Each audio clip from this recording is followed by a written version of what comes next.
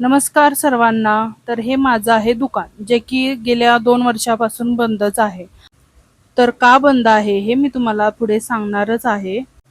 आता मी दुकानात चालले, कारण की या महिन्यात मी दुकान बंद करते. गेले 2 वर्ष झाले मी फुकटचं रेंट भरते. आता 1 महिना झाला असेल मी दुकानाची साफसफाईच केली नाही, कारण गेल्या महिन्यात मी गावाला गेले होते. दुकान बंद करण्याचं कारण असं आहे की बरेच लोक उधारी माल घेऊन गेलेत आणि त्यांनी पैसे काही दिलेले नाहीत. त्यामुळं मी 2 वर्ष झालं वाट बघत होते की कोण उधारी देते का नाही, पण बऱ्याच लोकांनी उधारी बुडवले. त्यामुळं दुकान मी बंद करते. दुकानाची अवस्था काहीशी अशी झाली आहे.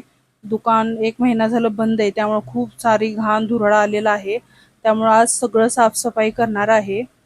तर अशा प्रकारे मी माझ्या नवऱ्याचे पैसे पाण्यात टाकलेत असे म्हणायला हरकत नाही. आणि बघू शकता खूप सारा माल अजून शिल्लक आहे. पण आता सगळा माल भरून ठेवणार आहे. बघू शकता खूप छान सेटअप लावून दिला होता यांनी मला. आज खूप दिवसातून दुकानात येऊन चांगलं पण वाटत होतं, पण वाईट पण वाटत होतं, कारण आता हे दुकान बंद करावं लागतंय. असो, काही गोष्टी आपल्यासाठी बनलेल्याच नसतात.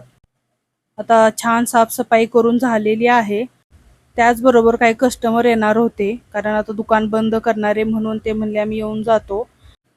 बराच वेळ दुकानात होते आणि खूप भूक लागली होती, त्यामुळे मिस्टरांना सांगितलं वडापाव आणायला. मग वडापाव खाल्ला. आणि मनात कुठेतरी दुकान बंद करणारे हे दुःख होतंच कुठंतरी. पण काय करणार आता. चला, आजचा मिनी व्लॉग इथंच एंड करते. भेटूया पुढच्या व्लॉगमध्ये. व्हिडिओला लाईक आणि सबस्क्राईब करा. Bye bye.